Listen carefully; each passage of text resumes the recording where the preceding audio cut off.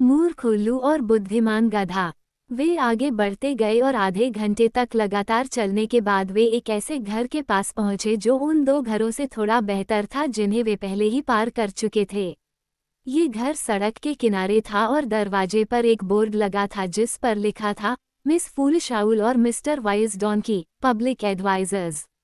जब ओजो ने ये साइन ऊंची आवाज में पढ़ा तो स्क्रैप्स ने हंसते हुए कहा, ठीक है, यहाँ वह सारी सलाह मिल सकती है जो हम चाहते हैं, शायद उससे भी ज्यादा जो हमें चाहिए। चलो अंदर चलते हैं। लड़के ने दरवाजा खटखटाया। अंदर आइए, एक गहरी बास वाली आवाज ने पुकारा।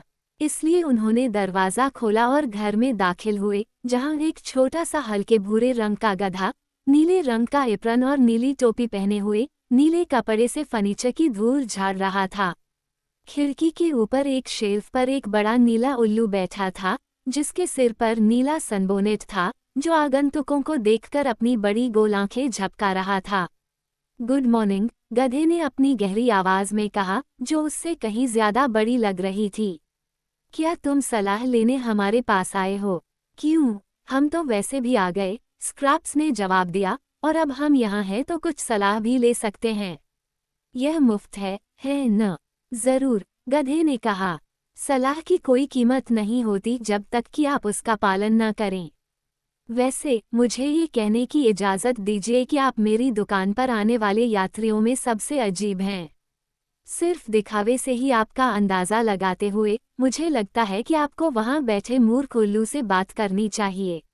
वे उस पक्षी की ओर देखने लगे, जो अपने पंख फड़फड़ा रहा था और अपनी बड़ी बड़ी आंखों से उन्हें घूर रहा था। हूटती टूटती चूच, उल्लू चिल्लाया। फिडल कम फो, कैसे करो, पहेली सह, टू रा ला लू। यह आपकी कविता को मात देता है, स्क्रैप्स, ओजो ने कहा।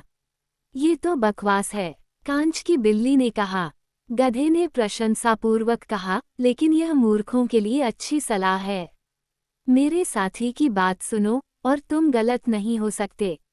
उल्लू ने बड़बड़ाती आवाज में कहा। पैचवर्क गर्ल जीवित हो गई है। न किसी की प्रियतमा, न किसी की पत्नी।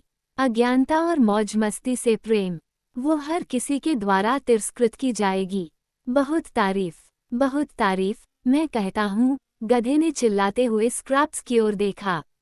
तुम वाकई एक अजूबा हो, मेरे प्यारे, और मुझे लगता है कि तुम एक शानदार पिनकुशन बनोगे। अगर तुम मेरी होती, तो मैं तुम्हें देखते समय धुएं के रंग का चश्मा पहनता। क्यों? पैचवर्क लड़की ने पूछा। क्योंकि तुम बहुत खुशमिजाज और भड़कीले हो। यह मेरी खूबसूरती है जो तुम्हें चकित कर देती है, उसने जोर देकर कहा। तुम मंचकिन लोग अपने बेवकूफ नीले रंग में इधर उधर घूमते हो, जबकि मैं। आप मुझे मंचकिन कहकर गलत कह रहे हैं, गधे ने बीच में टोका, क्योंकि मैं मो की भूमि में पैदा हुआ था और ओस की भूमि पर उस दिन आया था जब यह बाकी दुनिया से कट गया था। इसलिए मुझे यहाँ रहना पड़ा, और मैं स्वीकार करता हूँ कि यह रहने के लिए बहुत ही सुखद देश है। हूटती चूच, उल्लू चिल्लाया। ओजो एक आकर्षण की तलाश में है, क्योंकि अंकल ननकी को नुकसान पहुँचा है।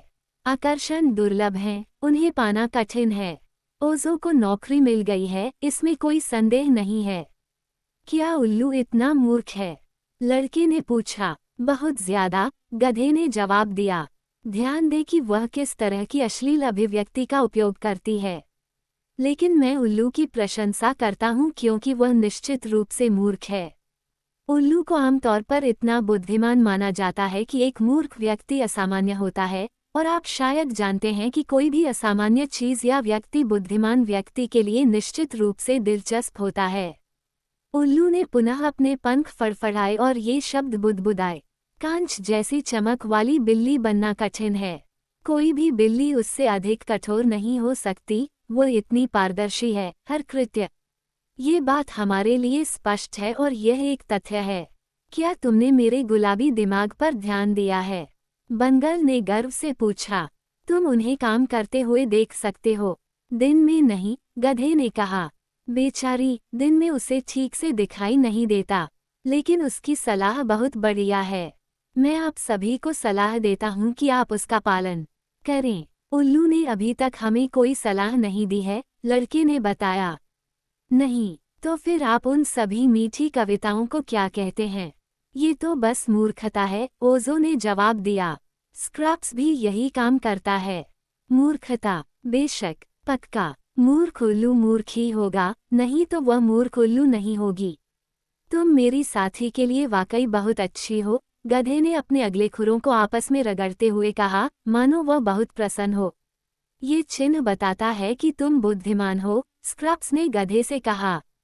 काश तुम इसे साबित कर पाते। बहुत खुशी के साथ जानवर ने जवाब दिया। मेरे प्यारे पैचेस, मुझे परख लो और मैं पलक झपकते ही अपनी बुद्धि साबित कर दूंगा। एमरल्ड सिटी तक पहुंचने का सबसे अच्छा रास्ता क्या है? ओज़ो ने पूछा। गधे ने कहा, चलें। मुझे पता है, लेकिन मुझे कौन सा रास्ता लेना चाहिए? लड़के का अगला सवाल था। बेशक, पीली ईंटों वाली सड़क। ये सीधे एमरल्ड सिटी की ओर जाती है। और हम पीली ईंटों का रास्ता कैसे खोजेंगे? आप जिस रास्ते पर चल रहे हैं, उस पर चलते रहें।